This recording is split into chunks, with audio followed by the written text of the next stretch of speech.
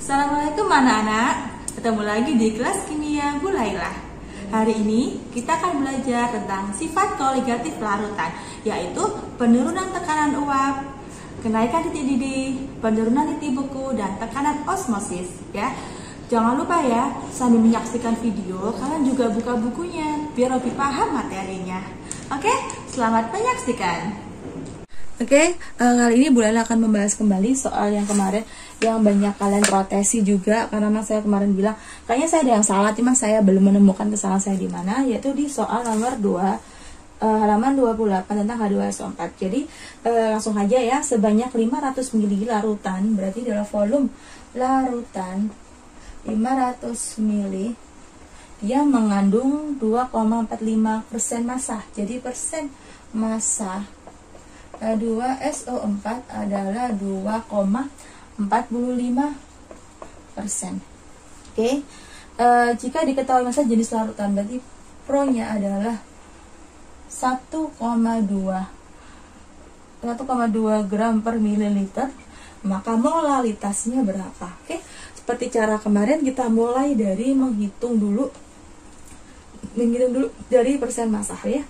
Rumusnya persen massa dari H2SO4 adalah massa H2SO4 per massa larutan dikali 100%. Ini 2,45%. Massa H2SO4 nya berapa? Nah, kita nggak tahu, tulislah X. Massa larutannya berapa? Kita hitung dari V. Oke, kita hitung di sebelah sini ya. Ingat rumusnya, Rho sama dengan M per V, maka V sama dengan M per Rho. M-nya 500 dibagi 1,2, maka ketemunya adalah 600 ml ya. Ini kita masukkan ke dalam sini, berarti 600 ya mililiter, 400 gram ya, ini karena gram ya. Oke, salah ya, maaf ya. Gram dikali 100%. Coret persennya, berarti tinggal ini juga saya coret, berarti tinggal X per 6 ya. 2 biar gampang, saya biasanya 245 per 100, tinggal dikalikan silang aja, berarti 100. X sama dengan 245 dikali 6, kita hitung lagi, 3, 4, 7, 7, 2, 15, 12 ya. Bagi 12 berarti ini 247, 14 ya.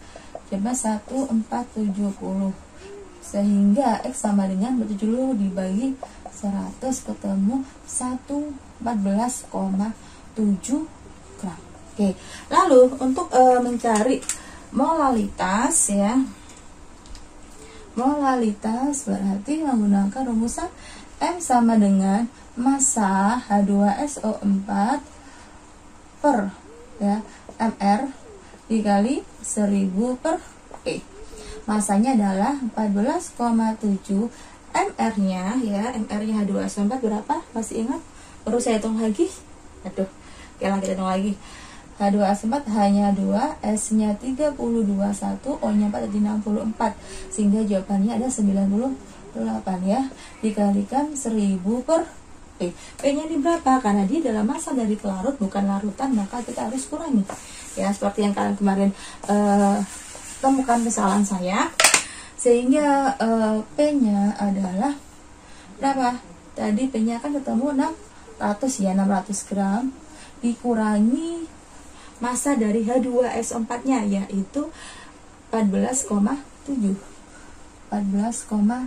sehingga jawabannya adalah 585,3 ya gram. Betul ya?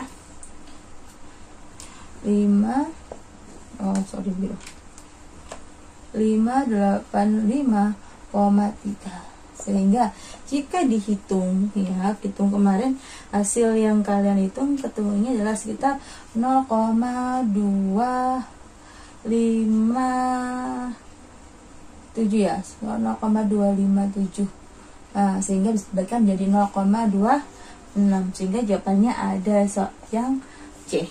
Oke, terima kasih anak-anak, ini adalah revisi untuk yang soal kemarin.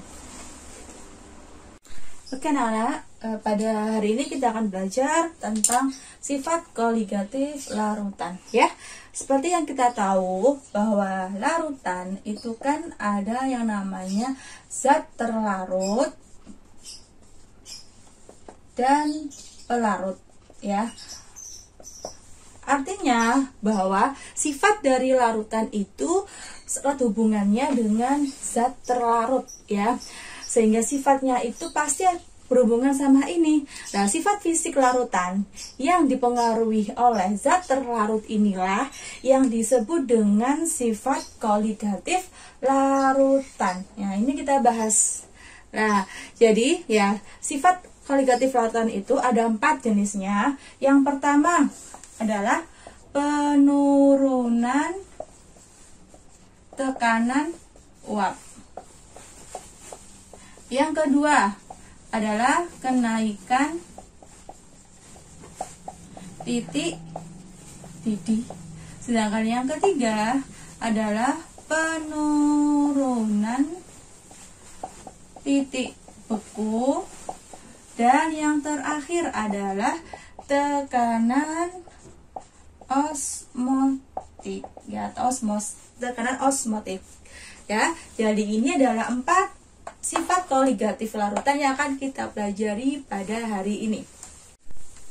Oke, untuk yang kita bahas yang pertama adalah penurunan tekanan uap ya. Untuk lebih jelas atau lebih memahami tentang materi ini, kita ilustrasikan dulu. Jadi misalkan ada 2 panci atau 2 wadah ya. Kita anggap ini wadah A dan wadah B.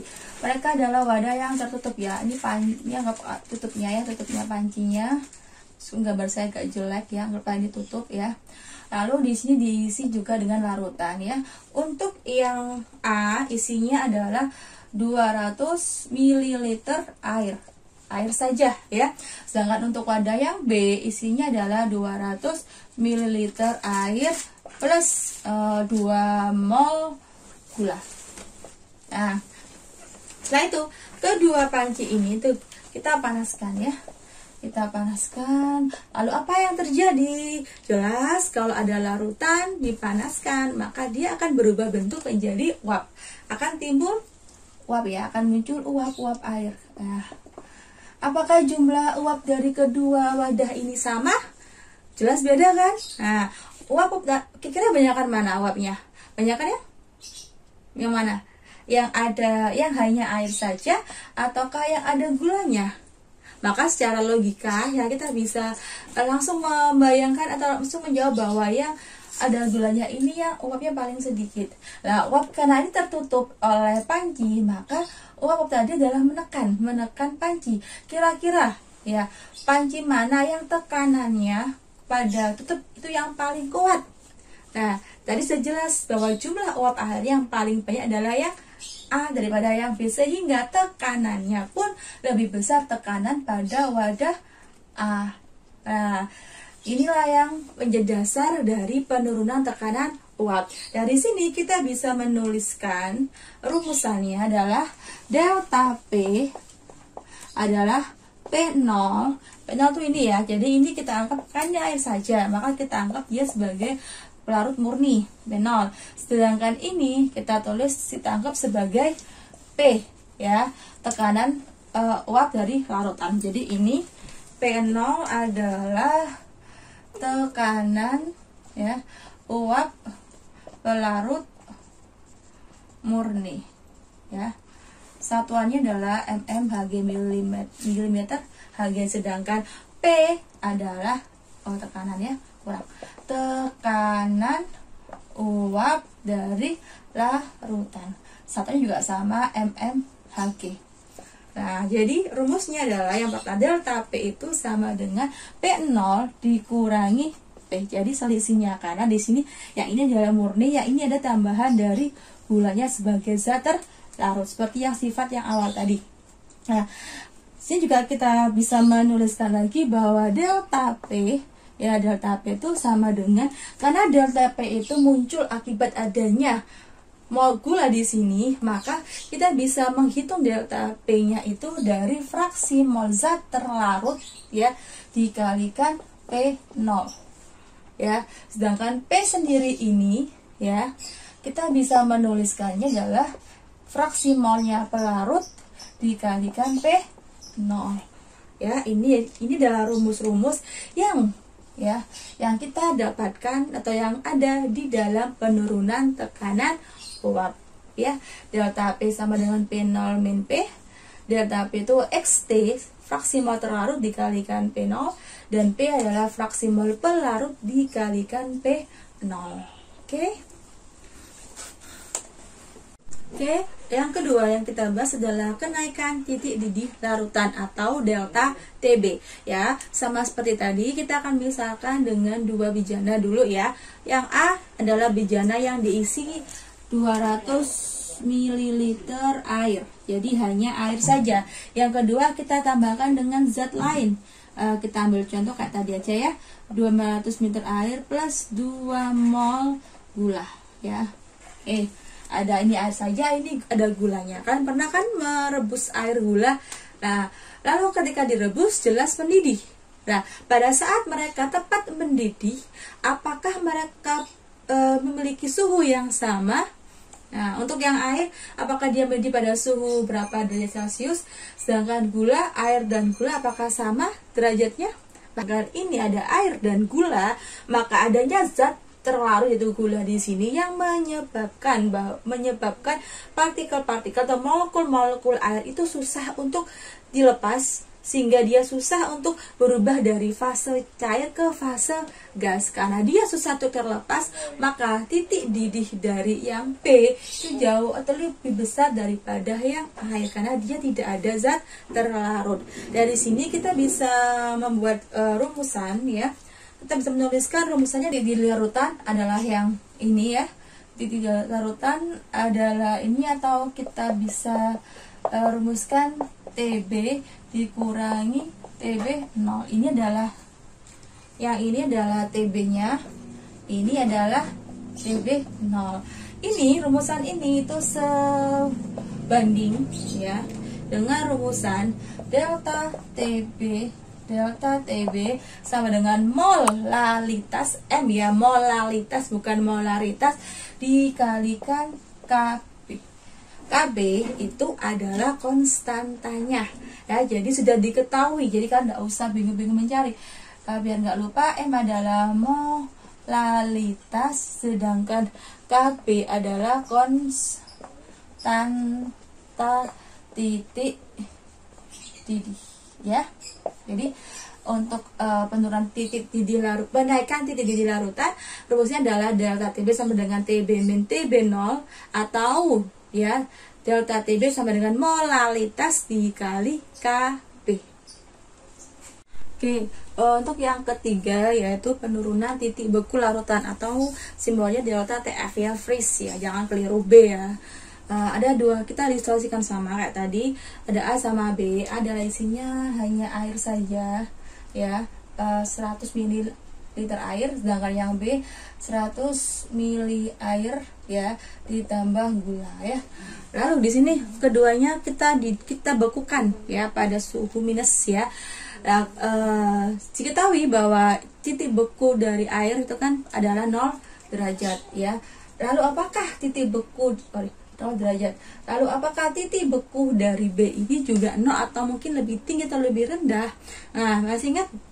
Jadi bahwa sifat koligatif dipengaruhi oleh zat terlarut, sehingga adanya zat terlarut ini, keberadaan dari partikel zat terlarut ini menghalangi partikel dari air yang akan berubah bentuk menjadi kristal padat, sehingga diperlukan suhu yang lebih rendah lagi untuk mencapai susunan kristal yang padat, sehingga bisa disimpulkan bahwa titik bekunya lebih kecil ya, jadi lebih minus lagi ya, lebih minus daripada ini. Ini adalah TF0 adalah TF, sehingga dari sini kita bisa membuat rumusannya adalah delta TF sama dengan ya TF ya TF0 dikurangi TF yang sebanding adalah berbanding lurus dengan delta. TF itu adalah molalitas dikalikan dengan KF itu tetapan dari atau konstantanya dari titik ya. M adalah molalitas sedangkan KF tetapan ya atau konstantanya titik beku. Oke.